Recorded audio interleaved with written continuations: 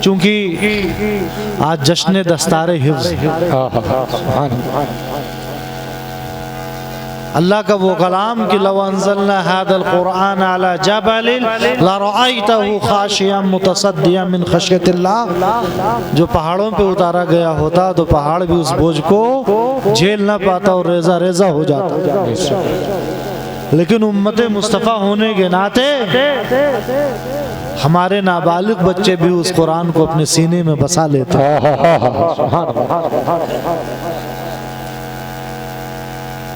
اس زمانے میں مدرسے میں پڑھانا اور مدرسہ چلانا جتنا مشکل ہے، ہم سب اسے دیکھتے بھی ہیں، محسوس بھی کرتے ہیں اور اس کا تجربہ بھی رکھتے ہیں۔ جس کے پاس تھوڑے زیادہ پیسے آئے وہ مدرسے کا رخ نہیں کرتا، یہاں تک کہ ضروری جو بنیادی عقائد ہیں ان تک سے وہ خالی ہو جاتا ہے، بیچلر، ماسٹر اور پی ایچ ڈی تک پہنچ جاتا ہے، لیکن اسے فرائض واجبات تک کا علم نہیں ہوتا۔ لیکن حقیقت میں یہ توفیق الہی، وَمَن يُرِدِ اللَّهُ بِهِ خَيْرًا يُفَقِّهُهُ فِي الدِّينِ، اللہ جس کے لیے بھلائی کا ارادہ کرتا اسے دین کی سمجھ آتا۔ سبحان اللہ۔ اور نہ پڑھنے کا نتیجہ ہے، یہ اسپیشلائزیشن کا دور ہے۔ دانت میں درد ہو رہا ہے تو آپ نارمل فزیشین کے پاس نہیں جائیں گے، آنکھ والے کے پاس نہیں جائیں گے، پیٹ میں درد ہو رہا ہے تو کان والے کے پاس نہیں جائیں گے۔ جو جس لائن کا ہے، جس فیلڈ کی بیماری ہے اسی فیلڈ میں انسان جائے گا، لیکن دین کو اتنا غریب سمجھ لیا ہے، پڑھنے کا وقت آئے گا تو لوگ پڑھیں گے نہیں، اور جیسے دو چار باتیں انہیں معلوم ہو گئیں ویسے علماء پہ تنقیدیں شروع کر دیں۔ تو میں ان ماں باپ کو مبارکباد دیتا ہوں جنہوں نے اپنے جگر کے ٹکڑوں کو جوہریوں کے حوالے کر دیا، علماء کے حوالے کر دیا۔ یہ پارس پتھر کی طرح ہے، بلکہ وہ تو پتھر ہے، اس کی اتنی قیمت ذاتی طور پر نہیں ہے، یہ اس سے بڑھ کے خود ہیرا ہے، جو ان کے دامن میں آ جاتا اسے بھی تراش کے ہیرا بنتا۔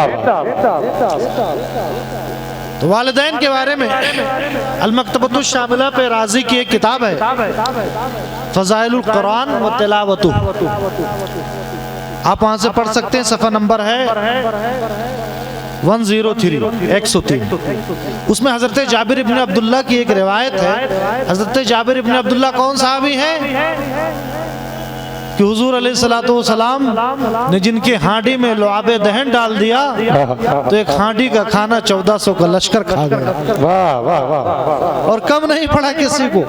یہی جابر ابن عبداللہ روایت کرتے ہیں۔ یہ چونکہ 21 سینچری ہے، 21ویں صدی ہے، یہاں انسان کوئی کام کرنے سے پہلے گھوڑا بھاگ کر لیتا ہے کہ اس میں ہمارا فائدہ ہوگا یا نقصان ہوگا۔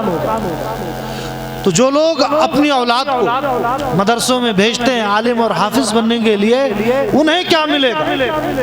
تو انہیں جو ملے گا، ایک حدیث پاک کی روشنی میں میں آپ کے گوش گزار کرنا چاہتا ہوں ان والدین کے لیے، والد صاحب کے لیے اور امیوں کے لیے جنہوں نے اپنے بچوں کو مدرسوں کے آغوش میں بھیجا۔ تو حضرت جابر ابن عبداللہ روایت کرتے کہ ایک شخص پیارے آقا علیہ السلام کی بارگاہ میں آیا اور عرض کرتا، یا رسول اللہ، ما اجر من علم ولدہ کتاب اللہ، کہ جس نے اپنی اولاد کو قرآن کی تعلیم دی، قرآن سکھایا، اس کا کیا اجر ہے، کیا ثواب ہے، اسے کیا ملے گا؟ پیارے آقا و مولا صلی اللہ علیہ وآلہ وسلم نے فرمایا، القرآن و کلام اللہ لا غایت لہ، قرآن اللہ کا کلام ہے، اس کا ثواب تو بے حد اور بے حساب ہے۔ اتنے میں جبریل آ گئے، حاضر آئے بارگاہ رسالت میں، تو آقا علیہ السلام نے فرمایا، جبریل، اسے کیا اجر ملے گا جو اپنی اولاد کو قرآن سکھائے؟ تو جبریل نے بھی سیم جواب دیا، یا رسول اللہ قرآن تو اللہ کا کلام ہے، اس کا ثواب بے شمار ہوگا۔ اب جبریل جب آسمان پہ پہنچے، حضرت اسرافیل سے ملاقات ہوئی، کہا یا اسرافیل ما اجر من علم ولدہ کتاب اللہ، کہ اس کو کیا بدلہ ملے گا، کیا ثواب ملے گا جو اپنی اولاد کو قرآن پاک سکھائے۔ تو انہوں نے بھی سیم جواب دیا۔ اتنے میں اللہ تبارک و تعالیٰ نے جبریل کو وحی دے کر کے بھیجی، اے جبریل جاؤ میرے محبوب کو بتا دو کہ قرآن ان ماں باپ کو یہ اجر ملے گا جو اپنی اولاد کو قرآن پاک سکھاتے ہیں۔ کیا اجر ملے گا؟ فَكَأَنَّهُ حَجَّ الْبَيْتِ عَشْرَةَ آلَافٍ، کہ جو اپنی اولاد کو قرآن پاک سکھا دے اسے 10,000 حج کا ثواب ملے گا۔ ایک حج میں کتنے روپے لگتے ہیں؟ حج کمیٹی جائیے 3.5-4 لاکھ روپے لگے، 4 لاکھ ایوریج۔ 10,000 کو 4,000 سے آپ ملٹیپلائی کیجئے گا، ضرب دیجئے گا، تو 10,000 حج کا ثواب ملتا ہے، اور 10,000 عمروں کا بھی ثواب ملتا ہے۔ کتنے؟ 10,000 عمروں کا ثواب، اور 10,000 مرتبہ 10,000 مرتبہ جہاد فی سبیل اللہ کا ثواب ملتا ہے، جہاد فی سبیل اللہ کا ثواب ملتا ہے۔ اور اللہ تبارک و تعالی اسے حضرت اسماعیل علیہ السلام کی اولاد میں سے، حضور حضرت اسماعیل کی اولاد میں، حضرت اسماعیل کی اولاد سے 10,000 غلاموں کو اللہ کی رضا کے لیے آزاد کرنے کا ثواب ملتا ہے۔ ایک بائک کی قیمت اس زمانے میں 1 لاکھ ایوریج رکھ لیجئے، اور غلام تو 4 ویلر کے دام میں نہیں ملیں گے اگر دیکھا جائے۔ اب تو سلیوری سسٹم ختم ہو گیا، پوری دنیا میں کوئی کسی کا غلام نہیں ہے۔ پہلے جب غلامی کا کلچر تھا، 2 ملک کی فوجیں ٹکراتی تھی، ادھر کے لوگوں کو وہ اور ادھر کے لوگوں کو یہ، غلام اور باندیاں بنا لیا کرتے تھے۔ پیارے آقا علیہ السلام نے ایسا نظام چلایا کہ کسی سے کوئی بڑا گناہ ہو جائے تو اتنے غلام آزاد کرو، غلام آزاد کرنے پہ اتنا ثواب۔ تو پیارے آقا علیہ السلام فرماتے کہ جو اپنی اولاد کو قرآن پاک سکھا دے تو ان والدین کو حضرت اسماعیل کی اولاد میں سے 10,000 غلام آزاد کرنے کا ثواب ملتا ہے۔ اور اللہ تبارک و تعالی ان ماں باپ کو 10,000 بھوکوں کو کھانا کھلانے کا ثواب عطا کرتا ہے۔ 10,000، ہم 100-200 کا انتظام مشکل سے کر پاتے، 10,000 لوگوں کو کھانا کھلانے کا ثواب عطا کرتا اللہ تعالیٰ۔ اور 10,000 ایسے لوگوں کو جن کے پاس پہننے کے کپڑے نہ ہوں، انہیں کپڑے پہنا دیے جائیں۔ 10,000 لوگوں کو کپڑا پہنانا ایک طرف، اور اپنی اولاد کو حافظ قرآن بنانا دوسری طرف۔ اتنا ثواب اللہ تبارک و تعالی عطا فرماتا۔ اور اللہ تبارک و تعالی قرآن کے ہر حرف کے بدلے پڑھنے والے کو تو ثواب دیتا، ماں باپ کو ہر حرف کے بدلے 10 نیکیاں عطا فرماتا ہے۔ بچے نے الف لام میم کہہ لیا تو اسے تو ثواب ملے گا ہر حرف کے بدلے 20 چونکہ وہ ڈائریکٹ پڑھ رہا ہے۔ ماں باپ کے اعمال میں، نامہ اعمال میں بھی ہر حرف کے بدلے 10 نیکیاں لکھی جاتی،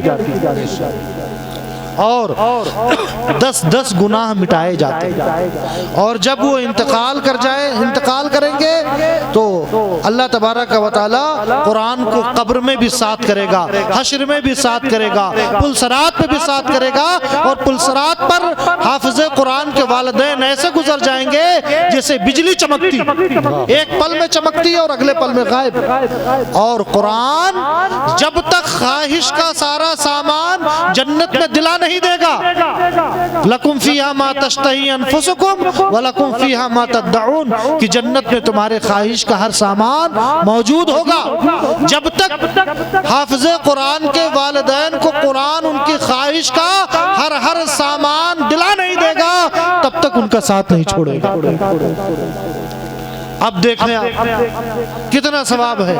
تو قابل مبارکباد اور قابل رشک ہے وہ والدین جو اپنی اولاد کو حافظ قرآن بناتے ہیں, قرآن پاک کا عالم بناتے ہیں. کیا ہی اچھا ہو جو بچے حافظ ہوں انہیں عالم دین بھی بنایا جائے, اس لیے کہ قرآن پڑھنا ثواب ہے, تلاوت کا کام ثواب ہے, لیکن قرآن پاک صرف تلاوت کے لیے نہیں اترا ہے. قرآن ایک دستور ہے, قرآن کانسٹیٹیوشن ہے, ہر انسان اور ہر مسلمان کے لیے دستور حیات ہے. یہ اللہ کا کلام ہے. اللہ فرماتا ہے اِنَّا أَنزَلْنَاهُ قُرْآنًا عَرَبِيًّا لَعَلَّكُمْ تَعْقِلُونَ, ہم نے قرآن کو عربی میں اتارا تاکہ تم سمجھو. یعنی قرآن سمجھنے کے لیے اترا ہے, اور اللہ تبارک و تعالیٰ نے قرآن کو سمجھنا اور یاد کرنا آسان بھی کیا ہے. اگر آپ 60-70 سال کی عمر گزار کے دنیا سے چلے گئے اور اللہ کے کلام کو پڑھ کر کے سمجھ نہ پائے کہ ہمارا معبود, ہمارا بنانے والا, ہمیں پیدا کرنے والا, ہمیں روزی دینے والا, ہمیں ماں باپ دینے والا, کائنات عطا کرنے والا ہمیں کیا پیغام دے رہا ہے, اگر یہ نہیں سمجھ پائے آپ تو بتاؤ کیا منہ دکھاؤ گے؟ کتنا حصہ زندگی کا آپ نے ضائع کر دیا. بڑی بڑی ڈگری ہم حاصل کر لیتے ہیں, لیکن باقاعدہ عربک لٹریچر جاننے والے کے پاس اگر آپ 6 مہینے بھی پڑھ لیں تو ضرورت بھر کی عربی آپ کو آ جائے گی. نمازوں میں جو لذت نہیں ملتی, نمازوں سے دوری ہے, اس کی ایک وجہ یہ بھی ہے کہ ہم قرآن محض پڑھتے ہیں, سمجھتے نہیں. قرآن پاک اگر سمجھ کے پڑھے تو لذت ملے گی. حدیث پاک میں ہے جو اللہ تعالیٰ سے بات کرنا چاہے, کلام کرنا چاہے, اسے چاہیے کہ قرآن پاک کی تلاوت کرے. قرآن پاک کی تلاوت یا اللہ سے ہم کلامی عطا کرتی, وہ لذت دیتی. تو یہ تو میں قرآن پاک اور حفاظ قرآن اور ان کے والدین کے بارے میں عرض کر رہا تھا. آج میرا جو ٹاپک ہے بالکل اچھوتا ٹاپک ہے, نیا ٹاپک ہے, جس پر بہت کم لکھا جاتا ہے, بہت کم کہا جاتا ہے اور بہت کم سنا جاتا ہے. لیکن پورے قرآن میں جس چیز کو سب سے زیادہ اور بار بار بیان کیا گیا ہے وہ ہے اللہ کی محبت, عقیدہ توحید, اللہ سے رشتے بندگی, کہ اللہ تبارک و تعالی ہمارا خالق ہے, ہمارا مالک ہے, ہمارا رازق ہے, ہمیں بنانے والا ہے. بہت کم اس چیز پہ گفتگو ہوتی ہے, جبکہ سارے انبیاء کرام کم و بیش 2,24,000 انبیاء کرام جو تشریف لائے, ان کا واحد مقصد یہ تھا کہ انسانوں کا تعلق, بندوں کا تعلق وہ اللہ تبارک و تعالیٰ سے مضبوط کر دیں, اللہ تعالیٰ سے مضبوط کر دیں. میں اس موضوع پہ گفتگو کرنا چاہتا ہوں, اللہ کی محبت پہ گفتگو کرنا چاہتا ہوں. اللہ نے ہمیں بنایا ہے, وہ پیدا کرنے والا ہے. کہیں نہ کہیں بنانے والے, مکینک اور انجن کے درمیان ایک طرح سے تعلق ہوتا ہے. اب بلب میں بہت زیادہ چینجنگ ہو گئی ہے اور بہت زیادہ ترقی ہو گئی ہے, لیکن جب بھی لائٹ اور بلب کی بات آتی ہے تو ایڈیسن کو یاد کیا جاتا ہے, اس نے پہلا بلب بنایا تھا دنیا کا. تو اللہ تبارک و تعالیٰ سے بندہ کتنا کیوں نہ بچھڑ جائے, لیکن کہیں نہ کہیں اس کے وجود میں اللہ تبارک و تعالیٰ کے عشق کی چنگاری سلگ رہی ہوتی ہے. ذرا سے اگر پھونک مار دی جائے تو وہی چنگاری شعلہ جوالا بن جاتی ہے. تو اللہ تبارک و تعالیٰ کی محبت کے بارے میں میں عرض کروں کہ ایک حدیث پاک میں آیا, پیارے آقا مولا صلی اللہ علیہ وآلہ وسلم ارشاد فرماتے اللہ سے محبت کرو وحبب الناس, اور لوگوں کے دلوں میں اللہ کی محبت ڈالو.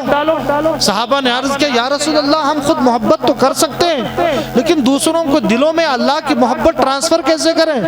پیارے آقا مولا صلی اللہ علیہ وآلہ وسلم نے فرمایا کہ ان کے سامنے اللہ کی نعمتوں کا چرچا کرو, اللہ کی نعمتوں کا تذکرہ کرو. الانسان عبد الاحسان, انسان احسان کا غلام ہوتا ہے. جو بھی انسان کے ساتھ اچھا سلوک کرتا ہے انسان اس کے پیچھے پیچھے چلنا شروع کر دیتا ہے. ہمارے دیہات کی ایک کہاوت ہے کہ منہ پائے لڑکا اور کورا پائے کتا. آپ پیار سے بچے سے بول دیں تو بچہ منہ لگو ہو جاتا ہے, آپ سے محبت کرنے لگتا ہے, اور کتے کو لقمہ دے دیں تو دم ہلاتا آپ کے پیچھے رہے گا. یہ انسان کی فطرت ہے. جو الانسان عبد الاحسان, جو اس کے ساتھ اچھا سلوک کرے گا انسان اس کا غلام ہو جائے گا۔ جب اللہ کی نعمتوں کا تذکرہ کرو گے، اللہ کی نعمتوں کو بیان کرو گے کہ اللہ تبارک و تعالیٰ نے تمہیں جو سانس کی نعمت دی ہے، سبحان اللہ، سانس کی نعمت کے بارے میں آپ جانتے ہیں لاک ڈاؤن میں آکسیجن کے بوٹل جو آپ خرید رہے تھے، ایک ایک بوٹل کتنا مہنگا آ رہا تھا۔ اللہ تبارک و تعالیٰ بغیر کسی قیمت کے، بغیر کسی روپے پیسے کے تمہیں فری میں عطا کرتا ہے۔ شیخ سعدی شیرازی رحمت اللہ علیہ کیا پیاری بات کہتے ہیں گلستہ کے دیباچے میں، ہر نفسے کے فرومی روت ممد حیاتس وچن برمی آیت مفرح ذات، کہ انسان کے اندر جب آکسیجن جاتا ہے، جو سانس ہم لیتے ہیں اسے آکسیجن کہتے ہیں، جو سانس ہم باہر پھینکتے ہیں اسے اصطلاح میں انگلش ٹرم میں کاربن ڈائی آکسائڈ کہتے ہیں۔ تو جو سانس ہم لیتے ہیں اس سے سمجھ لو ہماری زندگی میں ایک سانس کا اضافہ ہوا، اور جو ہم باہر سانس پھینکتے ہیں تو سمجھ جاؤ کہ ہمیں فرحت ملتی ہے۔ اگر سانس اندر جائے باہر نہ نکلے تو بھی انسان کا بیڑا غرق ہو جائے گا، انسان دنیا سے چل بسے گا، اور اگر باہر نکلے اور اندر آکسیجن نہ لے پائے تب بھی اس کی زندگی کا چراغ گل ہو جائے گا۔ اللہ تبارک و تعالیٰ کی نعمتیں اتنی کثیر ہیں کہ ہر سانس میں اللہ کی ایک نعمت موجود ہے۔ سانس لینے میں یہ ایک نعمت، سانس باہر پھینکے ہیں یہ دوسری نعمت، اور ہر نعمت پہ اللہ تبارک و تعالیٰ کا شکر واجب۔ کیا ہم میں سے کوئی ہے جو اللہ تبارک و تعالیٰ کا اتنا شکر ادا کرتا ہے؟ اعملوا علی داؤد شکرا وقلیل من عبادی الشکور، یہ آیت پیش کرتے اللہ فرماتا اے داؤد کی امتی تم اللہ کا شکر عمل کرو اور اللہ کا شکر ادا کرو، ہمارے بندوں میں شکر گزار بندے بہت تھوڑے ہیں۔ تو اللہ تبارک و تعالیٰ کی نعمتوں کو ہم دو حصوں میں تقسیم کر سکتے ہیں۔ ایک اللہ کی ایک نعمت مسلمانوں کو بھی ہے، کافر کو بھی حاصل ہے، بلیورز کو بھی حاصل ہے، نان بلیورز کو بھی حاصل ہے، اسے جو خدا کہتے ہیں اس کے سامنے جھکتے ہیں انہیں بھی وہ نعمتیں عطا کرتا ہے، اور جو اس کا انکار کرتے ہیں کروڑوں خداؤں کو پوجتے ہیں انہیں بھی وہ نعمت عطا کرتا ہے۔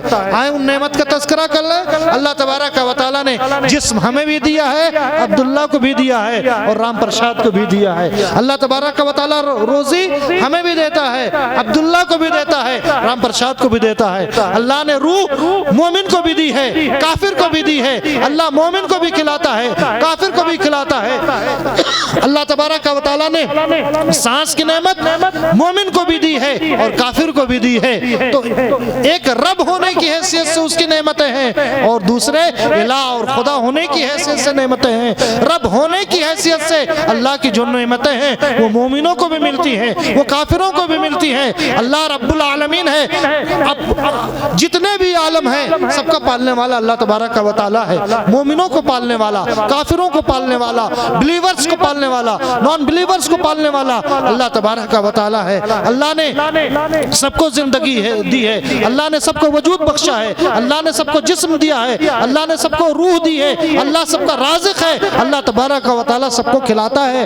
اور بڑا آسان ورڈ ہے کہ اللہ ہمیں روزی دیتا ہے، لیکن دیکھو روٹی کا ایک نوالا جو ہمارے منہ میں پہنچتا ہے کتنے مرحلوں سے گزر کر کے ہمارے منہ میں پہنچتا ہے۔ آپ دیکھیں کسان زمین کو جوتتا ہے، جوتنے کے بعد بیج ڈالتا ہے، بیج ڈالنے کے بعد چند دنوں کے بعد ایک ننھا منھا پودا زمین کے آغوش سے نکلتا ہے۔ جب وہ پودا نکلتا ہے تو کائنات کو ایک فرحت بخشتا ہے، ہوا اسے جھولا جھلاتی ہے، شبنم اس کا منہ دھلاتی ہے، سیت جسے کہتے ہیں وہ اس پودے کا منہ دھلاتی ہے۔ جب پودا بڑا ہو گیا تو کسان پانی سے اس کی سچائی کرتا ہے، اس کے بعد کیمیاوی کھاد ڈالتا ہے، کھاد ڈالنے کے بعد جب وہ پک گیا تو مشینیں یا انسان اسے کاٹ کر کے اس کی مڑائی کی جاتی ہے۔ اس کے بعد گندم کو سکھانے کے بعد مشینوں میں وہ گندم پسنے کے لیے جاتا ہے، اور پسنے کے بعد جب ہمارے گھر میں آتا ہے تو ہماری گھر کی عورتیں یا کھانا بنانے والے اس آٹے کو، اس گندم کو، اس آٹے کو گوندتے ہیں۔ گوندنے کے بعد اسے توے پہ رکھا جاتا ہے، توے پہ پکنے کے بعد اب پھر ہمارے دسترخوان پہ وہ روٹی آ کر کے سجتی ہے۔ اس کے بعد ہم انگلیاں اپنا کام کرتی ہیں، منہ اپنا کام کرتا، زبان اپنا کام کرتی ہے، حلق اپنا کام کرتا ہے، ہتھیلیاں اپنا کام کر رہی ہوتی، میدا اپنا کام کر رہا ہوتا ہے، کڈنی اپنا کام کر رہی ہوتی ہے۔ روٹی کا ایک نوالا جو ظاہر ہمارے منہ میں گیا آپ دیکھیں تو सही, जमीन से लेकर आसमान तक, चांद से लेकर सूरज तक, दरिया से लेकर पहाड़ तक, शबनम और हवाएं सब लगी हुई हैं तुम्हें रोजी देने के लिए। ये इसलिए नहीं कि तू अल्लाह का रिस्क है और अल्लाह की नाफरमानी करे, बल्कि इसके लिए कि ऐ बंदे, सारी कायनात तो हमने तेरे लिए बनाई है, लेकिन तुझे कायनात के लिए पैदा नहीं किया है। एक शायर ने कहा है, काफिर की ये पहचान है कि आफाक में गुम है, और मोमिन की ये पहचान है कि गुम उसमें है। आफाक वमा खलक़तुल जिन्ना वल इंसा इल्ला लियअबुदून, कि हमने जिन्नात और इंसान को कायनात में गुम होने के लिए नहीं पैदा किया है, बल्कि इंसान और जिन्नात को हमने अपनी इबादत के लिए पैदा किया। सुभान अल्लाह, सुभान अल्लाह। तो ये रिस्क की नेमत। अब आए उन नेमतों का तज़किरा कर लें मुख्तसर। वइन तउद्दू निअमतल्लाह ला तुहसूहा, अल्लाह की नेमतों का अगर शुमार करोगे तो गिन नहीं पाओगे। लेकिन जो मोटी मोटी नेमतें हम उन्हें शुमार करें, आप गर्दन झुकती चली जाएगी। कभी अल्लाह की बारगाह में बंदा बनकर किया, बंदगी सबसे बड़ी नेमत है। कुतबियत, गौसियत, अब्दाल, औताद, नुकबा, नुजबा, तमाम मकाम से बढ़कर के अगर कोई मकाम है तो मकाम उबूदियत है। मकाम उबूदियत में बंदे के अंदर आजिज़ी होती है तो मौला उसे उतने बुलंद कर देता है। हदीस पाक में मन तवादा लिल्लाहि रफ़अहुल्लाह, जो अल्लाह के लिए तवाज़ु अपनाएगा, आजिज़ी अपनाएगा, इंकिसारी अपनाएगा, अपने आप को झुकाएगा, अल्लाह उसे दर्जों बुलंद करता है। अल्लाह उसे दर्जों बुलंद करता है। आप देखें हुजूर के दो चैलेंजेस रहती दुनिया तक के लिए, चैलेंज ही हैं। दो बड़े चैलेंज बताऊं, एक साइंस की दुनिया में, दूसरा टेक्नोलॉजी की दुनिया में। साइंस की दुनिया में कुरान चैलेंज है, टेक्नोलॉजी की दुनिया में, रफ्तार और स्पीड की दुनिया में मेराज मुस्तफ़ा चैलेंज है। मेराज मुस्तफ़ा में वैसे तो जब हुजूर के जिक्र की बात आती है तो कुरान का अंदाज बड़ा जमालियाती हो जाता है।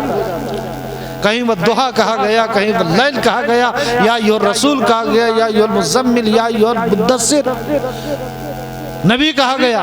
लेकिन जब मेराज पे बुलाना हुआ तो ना मुज़म्मिल कहा गया, ना मुद्दस्सिर कहा गया, ना ताहा कहा गया, ना यासीन कहा गया, बल्कि क्या कहा गया? सुब्हानल्लज़ी असरा बिअब्दिही लैलन मिनल मस्जिदिल हरामी इलल मस्जिदिल अक़सा। पाक है वो ज़ात जो ले गई, जिसने सैर कराई अपने बंदे को रात के छोटे से हिस्सा में मस्जिद हराम से मस्जिद अक़सा तक। तो अब्दियत अपने बंदे को, तो अगर आपको रूहानी मेराज चाहिए तो बंदा बनना शर्त है। अगर आप बंदा नहीं बन पा रहे हैं तो समझ लो कुछ नहीं बन पा रहे हैं। तो अल्लाह तबारक व तआला वो नेमत है जो उसके मोमिन बंदों के लिए हैं। उनकी दो कैटेगरी में करता हूँ। एक, अल्लाह मोमिनों को इस दुनिया में जो नेमत अता फरमाता है, और दूसरी जो अल्लाह आखिरत में नेमत अता फरमाएगा। दुनिया में क्या क्या नेमतें हैं, मैं कुछ कॉमन चीजें बताऊंगा जिन्हें आप सुनते तो होंगे, लेकिन इस पॉइंट ऑफ व्यू से आज पहली बार सुनेंगे। आप सब जानते हैं कि हमारे दो कंधों पे दो फरिश्ते बैठे हैं जिन्हें क्या कहा जाता है? किरामन कातिबीन। ये भी एक तरीका है लेक्चर मेथड का कि आप सामईन से कुछ सवाल करें और वो जवाब दें। दिल में उतारने की जो बात, हुजूर अलैहिस्सलातु वस्सलाम का जो उसलूब था, तरीका था, क्वेश्चन करके तजस्सुस पैदा करते थे और उसके बाद जवाब देते थे, तो ये चीज बहुत कायदे से दिल में बैठ जाती थी। तो दो फरिश्ते जिन्हें क्या कहा जाता है? किरामन कातिबीन।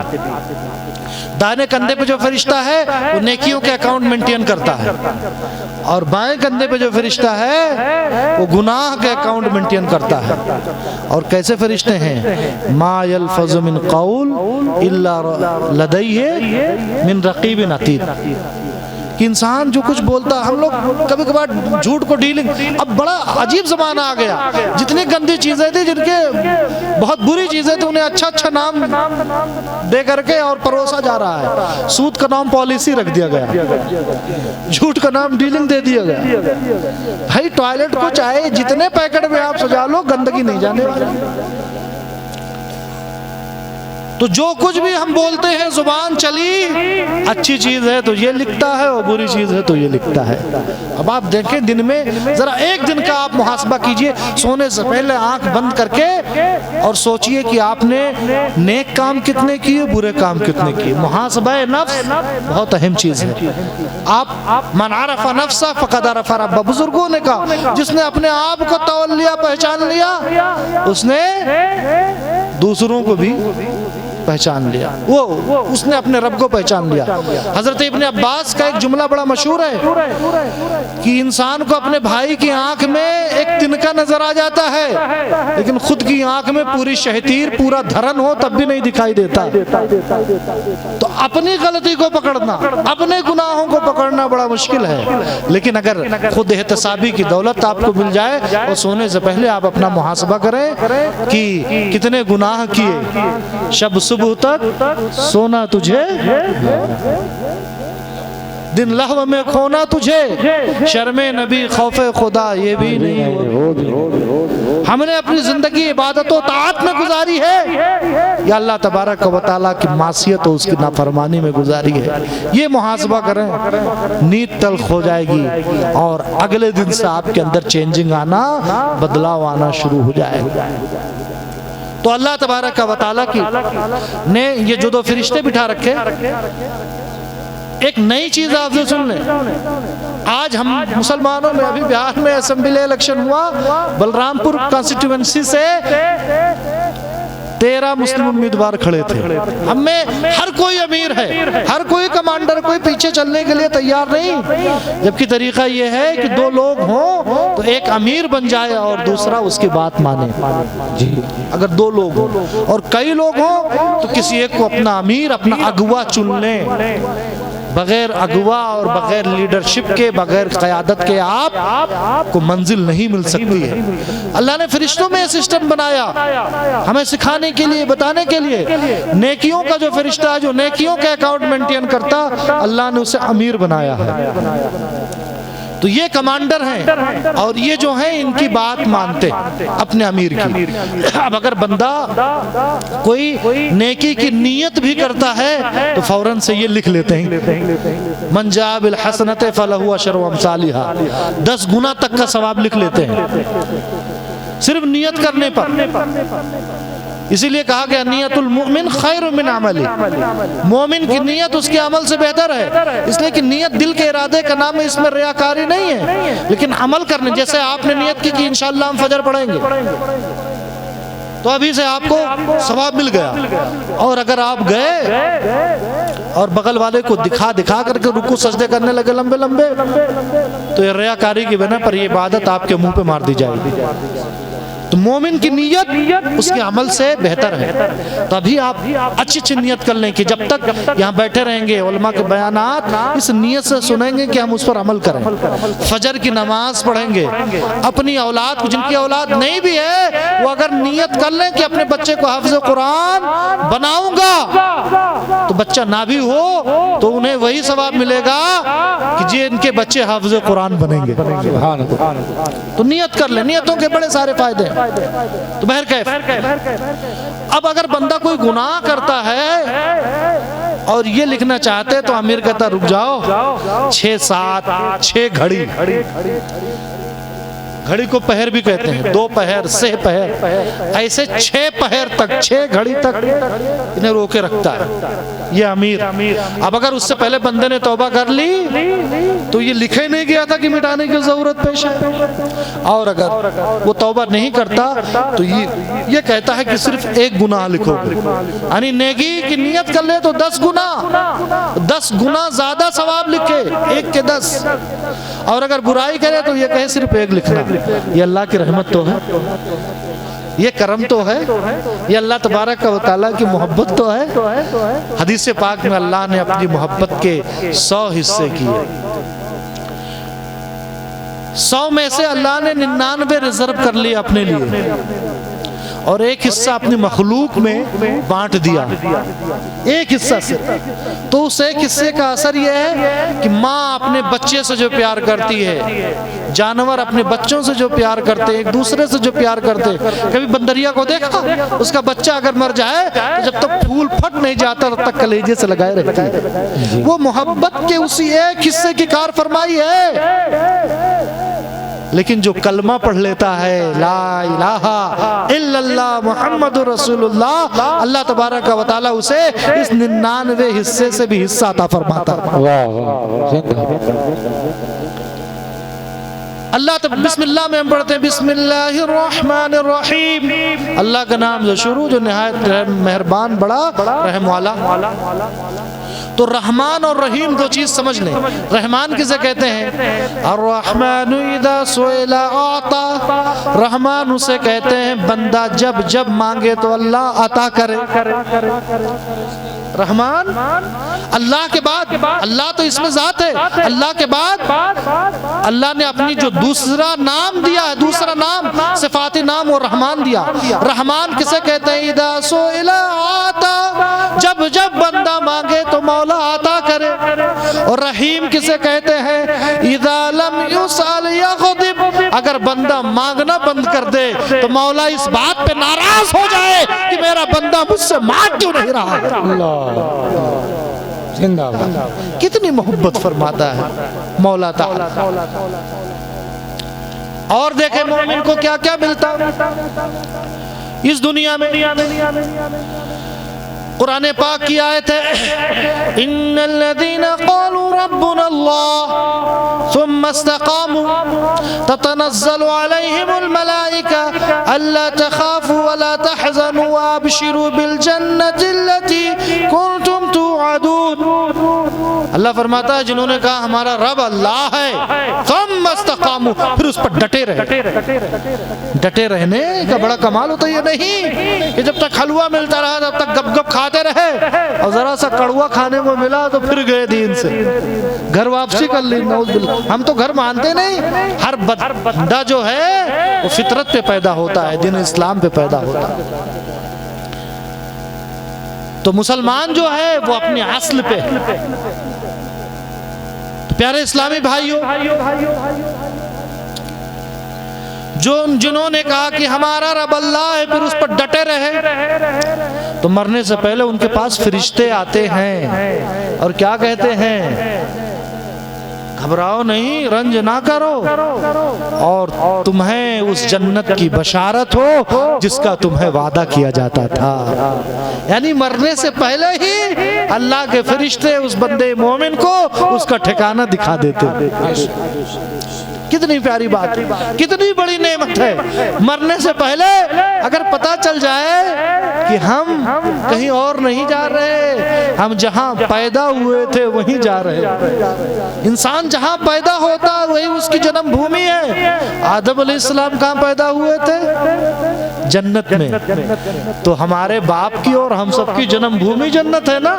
اس لیے اللہ فرماتا جب تعزیت کے جو کلمات اسلام نے سکھائے، کسی مذہب میں ویسے کلمات نہیں۔ جب کوئی بری خبر آتی، کسی کے انتقال کی خبر آتی تو آپ کیا پڑھتے؟ انا للہ و انا الیہ راجعون، ہم اللہ کے لیے بنے ہیں اور ہمیں اللہ ہی کی طرف پلٹ کے جانا ہے۔ ابھی اگر ہمیں کہہ دیا جائے کہ ٹھیک ہے آپ اپنے گھر چلے جائیں تو ہم روئیں گے، گڑ گڑائیں گے، آنسو بہائیں گے، نوحہ کریں گے، ماتم کریں گے، غریبان چاک کریں گے؟ نہیں، ہم تو خوشی خوشی اپنے گھر جائیں گے۔ تو انسان کا گھر یہ دنیا نہیں ہے تو پلیٹ فارم کی طرح چینج کرنا ہے۔ اصلی گھر انسان کا وہی ہوتا ہے جہاں وہ پیدا ہوتا ہے۔ تو انا للہ، ہم اللہ کے لیے بنے ہیں اور ہمیں اللہ ہی کی طرف پلٹ کے جانا ہے۔ اب اگر فرشتے کہہ دے کہ تجھے جنت مبارک ہو تو پھر کون بندہ ہے جو دنیا کے عذاب میں، دنیا کے لفڑے میں پڑے گا؟ وہ تو سیدھے کہے گا۔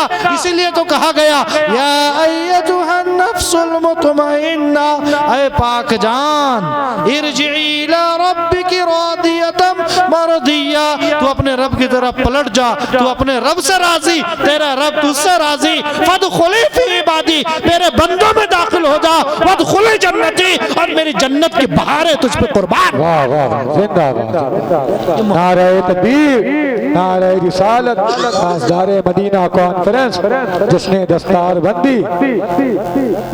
یہ تو دو تین نعمتیں میں بتا رہا تھا اس دنیا میں۔ اب آئیں آنکھ بند کرنے کے بعد، جو دنیا دار الفرار ہے، بھاگنے کی جگہ ہے، اور عقبہ آخرت دار القرار ہے، ہمیشہ ہمیشہ جہاں رہنا ہے۔ قبر ہی میں اگر ایمان پر خاتمہ ہوا ہے تو سبحان اللہ جنتی بچھونا ملے گا، جنتی لباس ملے گا، جنت کی کھڑکیاں کھول دی جائیں گی، حد نظر قبر وسیع کر دی جائے گی، یہیں سے بہاریں شروع ہو جاتی ہیں۔ لیکن آؤ میدان محشر کے بارے میں بتاؤں اور ایک حدیث پاک پیش کروں۔ پیارے آقا و مولا صلی اللہ تعالیٰ علیہ وآلہ وسلم صحابہ کے مجمع میں تھے کہ آقا علیہ السلام مسکرانے لگے، تبسم فرمایا۔ آقا علیہ السلام کا مسکرانا تھا، تبسم فرمانا تھا کہ صحابہ قربان ہو گئے۔ عرض کرتے یا رسول اللہ اس مسکراہٹ کی وجہ کیا ہے؟ تو آقا کریم صلی اللہ علیہ وآلہ وسلم نے فرمایا میرے دو امتی میدان محشر میں رب کے سامنے پیش کیے گئے، ان میں ایک ظالم تھا، دوسرا مظلوم تھا، ایک نے حق مارا تھا، دوسرے کا حق مارا گیا تھا۔ اب آپ کچھ لوگ کہتے ہیں نعوذ باللہ حضور کو پیٹھ کے پیچھے کی خبر نہیں، دیکھو ابھی قیامت بپا نہیں ہوئی ہے، ابھی حشر نشر بپا نہیں ہوا ہے، لیکن اس سے پہلے پیارے آقا و مولا صلی اللہ علیہ وآلہ وسلم میدان محشر کے حالات بتا رہے ہیں۔ اور کیوں نہ بتائیں، نبی کا معنی ہی ہوتا ہے غیب کی خبریں دینے والا، اور ہمارا امام کہتا ہے اور کوئی غیب کیا تم سے نہا ہو بھلا، اپنا خدا ہی چھپا تم پہ کروڑوں۔ آقا فرماتے میرے دو امتی پیش کیے گئے، ایک ظالم تھا، دوسرا مظلوم۔ مظلوم نے رب کی بارگاہ میں مقدمہ پیش کیا، بارہ الہ خالق کائنات رب ظلمنن، اے میرے پالنہار آج میں تیری بارگاہ میں مقدمہ پیش کر کے فریاد چاہتا ہوں، داد چاہتا ہوں۔ اللہ فرمائے گا بندے بتا تو کیا چاہتا؟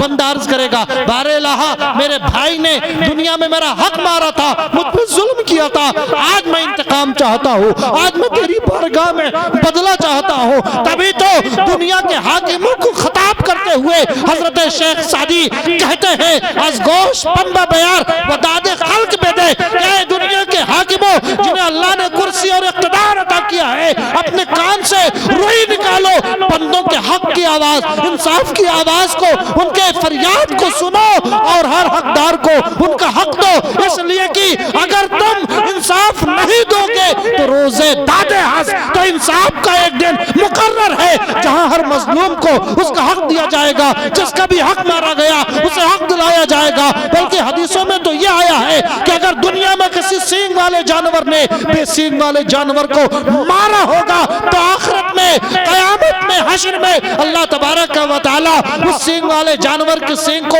غائب کرے گا اور بے سینگ والے کو سینگ عطا کر کے بدلہ دلائے گا۔ یعنی جانور کا ظلم بھی رب کی بارگاہ میں برداشت نہیں کیا جائے گا اور انتقام دلایا جائے گا۔ جب بندہ اللہ تبارک و تعالی سے فریاد چاہے گا اللہ مجھے آج انصاف چاہیے، بدلہ چاہیے، تو ظالم پکار اٹھے گا بار الہ خالق کائنات اب میں کیا دوں؟ میں نے اوروں کا بھی حق مارا تھا، میں نے اوروں کے حقوق ضبط کیے تھے، ان پر ظلم ڈھائے تھے، مولا تعالیٰ میری جو نیکیاں تھیں ساری نیکیاں بدلے میں دے آیا ہوں، اب میرے پاس نیکی نہیں ہے۔ میں بتا دوں یہاں وہاں دنیا کی کوئی کرنسی چلنے والی نہیں ہے، نہ روپیہ چلے گا، نہ ڈالر چلے گا، نہ ریال چلے گا، نہ لیرہ چلے گا، کچھ بھی نہیں چلنے والا۔ وہاں تو نیکیوں کا سکہ چلے گا، وہاں تو عمل کا سکہ چلے گا۔ اگر کوئی برا کام کیا ہوگا کسی کے ساتھ، یہاں تک کہ اگر کسی نے کسی کی غیبت کی اور اسے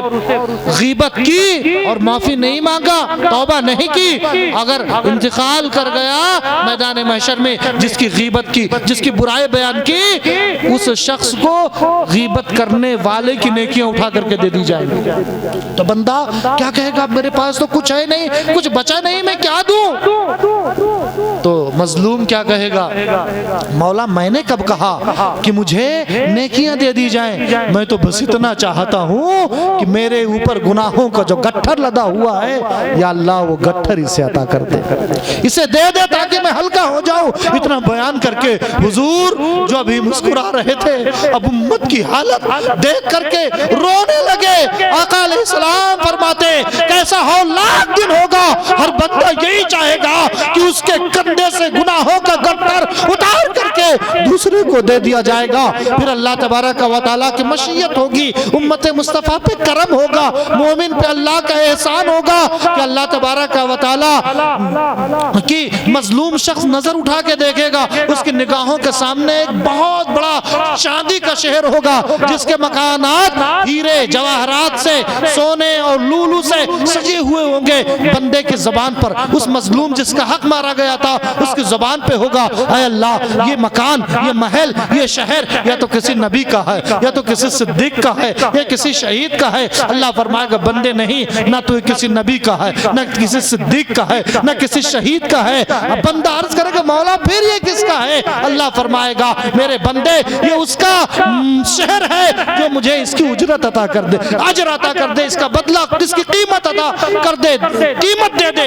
ये उसका शहर है जो मुझे कीमत चुका दे, कीमत दे दे। बंदा अर्ज करेगा मौला भला कौन है जो इस शहर की कीमत चुका सके? अल्लाह फरमाएगा ऐ बंदे तो इसकी कीमत अदा कर सकता। बंदा तेज सांसों से अर्ज करेगा बारे इलाहा इसकी कीमत है क्या? अल्लाह फरमाएंगे इसकी कीमत बस इतनी है कि तू अपने जालिम भाई को माफ कर दे, अपने जालिम भाई को माफ कर दे।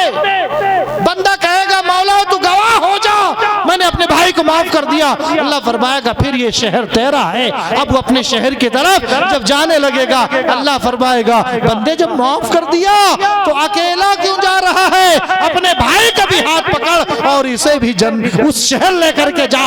अब जालिम मजलूम जो थे वो सब भाई भाई हो गए जब माफ कर दिया। अब दोनों एक दूसरे की उंगली पकड़ करके जन्नत के चांदी के उस शहर में जाकर के फरोकश हो जाएंगे। ये हदीस पाक बयान करने के बाद प्यारे आका मौला सल्लल्लाहु अलैहि वसल्लम एज ए रिजल्ट बयान फरमाते फासलिहू ज़ात बैनिकुम, ऐ मेरे मानने वालों, ऐ मेरे उम्मतियों, तो तुम अपने आप में सुलह कर लो, इसलिए कि देखो तुम्हारा रब मैदान महशर में तुम्हारे दरमियान सुलह करा रहा है। ये हदीस पाक देखें, आज हमारे हालात देखें कि थानों में सबसे ज्यादा केसेस मुसलमानों के, जबकि हमारे पास दारुल इफ्ता मौजूद है, हम शरई हल ले सकते हैं, लेकिन हम वकील करते हैं और हमारा खून पसीने का पैसा, मेहनत मशक्कत से कमाया हुआ माल हम वकीलों की भेंट चढ़ा देते हैं, यूं बहा देते हैं सारा पैसा, और आखिर में कभी कभार उल्टा भी रिजल्ट आ जाता है। इतना पैसा और इतना जमाना गुजरने के बाद इंसाफ न मिले तो बताओ, अल्लाह की अदालत में भी नहीं गए, शरई अदालत में भी नहीं गए, इतना पैसा भी किया। अरे हुजूर अलैहिस्सलाम फरमाते फासलिहू ज़ात बैनिकुम, अपने मामलात तुम दुनिया में हल कर लो, इसलिए कि तुम्हारा रब मैदान महशर में तुम्हारा दरमियान सुलह करा रहा है। तो आखिरत में एक नेमत ये भी होगी कि अल्लाह तबारक व तआला मोमिनों के दरमियान सुलह कराएगा। कहाँ? मैदान महशर में। एक और नेमत बता दूं, वो नेमत बुखारी शरीफ और हदीस के मुतअद्दिद किताबों में आया है कि जो शख्स सबसे आखिर में जन्नत में जाएगा और उसके बाद जन्नत का दरवाजा हमेशा के लिए बंद हो जाएगा और दोज़ख कभी बंद हो जाएगा। अब ना कोई जन्नत में जाएगा और ना कोई दोज़ख में जाएगा। उस आखिरी शख्स के बारे में आप देखेंगे अल्लाह तबारक व तआला उसे कितनी नेमत अता करेगा, फिर इंशाअल्लाह अल्लाह की नेमतों पे आप इतराएंगे और उसका और ज़्यादा शुक्र अदा करेंगे।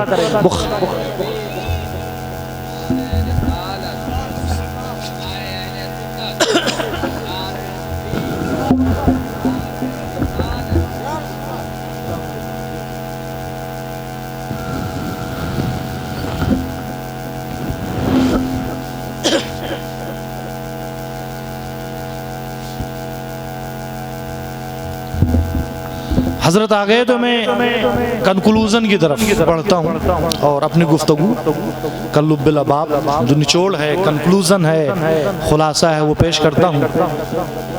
وہ آپ کسی عالم سے اور بخاری کی وہ انڈیکس سے سرچ کر سکتے ہیں کہ آخری شخص جو جنت میں داخل ہوگا اسے اللہ تبارک و تعالیٰ کیسی کیسی نعمتیں عطا کرے گا۔ اب یہ بتانا چاہتا ہوں، حل جزاء الاحسان الا الاحسان، احسان کا بدلہ احسان ہے۔ جب ہمارا رب ہم سے اتنی محبت فرماتا تو بندوں کو بھی تو اپنے رب سے محبت کرنی چاہیے کہ نہیں کرنی چاہیے؟ اور محبت صرف نعرے تکبیر سے نہیں ادا ہو جاتی ہے، یہ شہادت گہے الفت میں قدم رکھنا ہے۔ لوگ آسان سمجھتے ہیں مسلمان ہونا۔ تو نمازیں جو ہیں یہ محبت کا تقاضا ہے۔ محبت تقاضا کرتی ہے کہ اپنے معبود کے سامنے عبدیت ادا کر کے تو دیکھو، تم سر جھکاؤ گے اور تمہارا رب تمہیں عرش کے اوپر کے انوار عطا کر دے گا۔ بلکہ امام ربانی مجدد الفسانی فرماتے ہیں کہ جو اللہ نے جو حدیث جبریل میں اللہ کے رسول نے کا احسان یہ ہے کہ اللہ کی ایسی عبادت کرو گویا اللہ کو دیکھ رہے ہو، اللہ کا دیدار ہو رہا ہے، یہ احسان کا پہلا درجہ ہے۔ فرماتے اگر کسی عبادت میں دیدار الہی ہے تو صرف اور صرف نماز ہے۔ نماز ہی ہے جو انسان کو دنیا کی سرحدوں سے نکال کر کے آخرت میں داخل فرما دیتی۔ قرآن پاک کی تلاوت اور ہمارے دلوں میں اللہ کی محبت پیدا کیسے؟ چند چیزیں بتا کے آخر میں میں شیخ کی ضرورت بتا دوں۔ پہلی چیز، آپ اپنے بچوں ہی سے کوشش کریں کہ ان کے دل میں اللہ کی محبت پیدا ہو۔ ہمارے گھروں میں ایکٹر ایکٹریس کی تصویریں، تاج محل کی تصویریں اور جانے کہاں کہاں کتے بلی کی تصویریں لگی ہوتی ہیں۔ ہمارے علماء نے لکھا کہ سینریز میں، پورٹریٹس میں آپ خانہ کعبہ کی تصویر لگائیے، روضہ رسول کی تصویر لگائیے، اولیاء کرام کے مزارات کی تصویر لگائیے۔ بچے کے ذہن میں بہت سارے سوالات ہوتے ہیں، بار بار سوال کرے گا۔ جب کعبہ کے بارے میں سوال کرے تو اس کے رب کے بارے میں بتائے، گنبد خضرا کے بارے میں سوال کرے تو حضور رحمت للعالمین کا بچپن بتا دو۔ غریب نواز کا مزار دیکھ کر کے جب کہے تو غریب نواز کی قربانیوں کو بتا دو۔ ایسے دوسرا فارمولہ یہ دیا ہے کہ آپ ایسی جگہوں پہ جائیں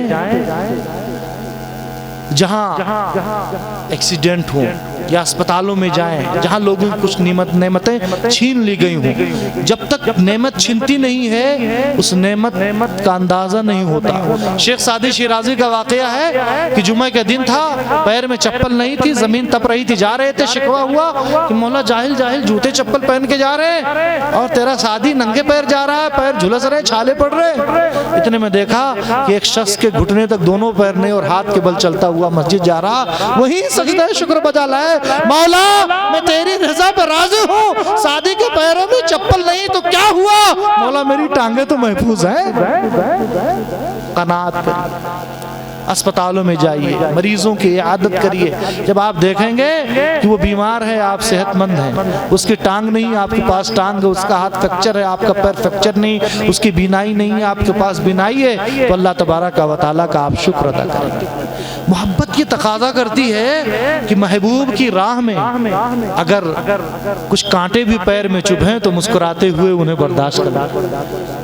یہ نہیں کہ جب تک نعمتیں آئیں تب تک آپ توحید پرست، اور جہاں ذرا سی رسی ٹائٹ ہوئی وہاں ارتداد کی لہر آ جائے مردوں اور عورتوں دونوں میں۔ ایک واقعہ میں بیان کروں، حضرت سعد ابن ابی وقاص اور حضرت عبداللہ ابن جحش، سمجھ لو صبح جنگ بدر ہونے والی ہے، آج کی رات میں یہ لوگ گئے۔ حضرت عبداللہ ابن جحش نے سعد ابن ابی وقاص کا ہاتھ پکڑا اور کہا چلو اللہ سے دعا کرتے، کہا چلو ٹھیک ہے، دونوں اکیلے میں گئے۔ کہا سعد تم دعا کرو ہم آمین کہتے ہیں. تو سعد ابن ابی وقاص جن کے بارے میں حضور نے فرمایا وہ 10 خوش نصیبوں میں ہیں. ایک مجمع میں حضور نے فرمایا یہ جنتی ہے، ان میں فرمایا وہ سعد آ رہے ہیں، سعد جنتی. سعد ابن ابی وقاص فاتح قادسیہ، فاتح ایران، کہتے ہیں اللہ کل جب میدان محشر گرم ہو، میرا مقابلہ مکہ کی ایسی سورما سے ہو، ہم دو ہاتھ کریں، اس کے بعد میں اسے زمین پہ پٹکوں اور میری تلوار ہو اس کی گردن. حضرت عبداللہ ابن جہش نے کہا آمین. پھر عبداللہ ابن جہش دعا کرتے ہیں اللہ کل جب میدان کارزار گرم ہو، میرا مکہ کی کسی سورما سے مقابلہ ہو، ہم دو ہاتھ کریں. پھر وہ زمین پہ پٹکے، میرے ہاتھ کاٹے، میرے پیر کاٹے، میری ناک کاٹے، میری آنکھ نکالے، میرے جسم کا تکہ بوٹی کرے، تاکہ جب کسی حیات کے ساتھ، آپ جان لیں شہید جس حالت میں شہادت پاتا ہے اسی حالت میں اپنے رب کے سامنے اٹھے گا، تاکہ کل بروز حشر جب میرا مولا پوچھے عبداللہ تمہارے پیر کیا ہوئے، تمہارے ہاتھ کیا ہوئے، تمہاری ناک کہاں گئی، تمہاری آنکھیں کہاں گئی، میں رب کی بارگاہ میں عرض کرتا جاؤں مولا تیرے محبوب کی رضا کے خاطر، تیرے دین کی سربلندی کے خاطر میں نے ایک ایک کو قربان کر دیا. میں یہ کہتا جاؤں میرا مولا یہ فرماتا جائے صدقتا یا عبدی، صدقتا یا عبدی، میرے بندے تو نے سچ کہا، میرے بندے تو نے سچ کہا. حضرت سعد ابن وقاص آمین کہتے اور کہتے جب میدان محشر گرم ہوا دونوں کی دعا قبول ہو گئی. عبداللہ ابن جہش کی کٹی پھٹی لاش پڑی ہوئی تھی اور کیا کہتے ہیں میرے بھائی عبداللہ کی دعا میری دعا سے بڑھ کر کے تھی. صوفیاء کرام کا طریقہ ہے کہ وہ نعمتوں پہ اتنے نہیں خوش ہوتے، جب ان کی نعمتیں چھن جاتی ہیں، آزمائش آتی ہے تو پہلے زیادہ خوش ہو جاتے ہیں. کیوں؟ اس لیے کہ نعمت پانے میں اللہ کی بھی رضا ہے اور بندے کی بھی رضا ہے، اور آزمائشوں میں صرف محبوب کی رضا ہے، بندے کی رضا نہیں ہوتی ہے، اور محبوب کی رضا اپنی رضا سے بڑھ کے ہوا کرتے. سبحان اللہ. نعرہ تکبیر، نعرہ رسالت، تاجدار مدینہ کانفرنس جس نے دستار بندی. تو بس میں یہ کہنا چاہتا ہوں کہ اللہ سے رشتہ بندگی مضبوط کر لو اور سجدوں سے آپ غافل نہ رہیے. ان سجدوں میں کوئی ایک سجدہ بھی رب کی بارگاہ میں مقبول ہو گیا تو آپ آخرت کے بندے کہلائیں گے. دنیا بھی آپ کی آباد ہو جائے گی انشاءاللہ اور عقبہ بھی آباد ہو جائے گا. اور مومن تو وہی ہے جو اپنی آخرت کی تیاری میں لگا رہے، وہ اللہ کی رحمت کا امیدوار بھی رہے اور اللہ کے عذاب سے وہ ڈرتا بھی رہے. وَمَا عَلَيْنَا إِلَّا الْبَلَاغُ أَسْتَغْفِرُ اللَّهَ رَبِّي مِنْ كُلِّ ذَنْبٍ وَأَتُوبُ إِلَيْهِ لَا إِلَٰهَ إِلَّا اللَّهُ مُحَمَّدٌ رَسُولُ اللَّهِ.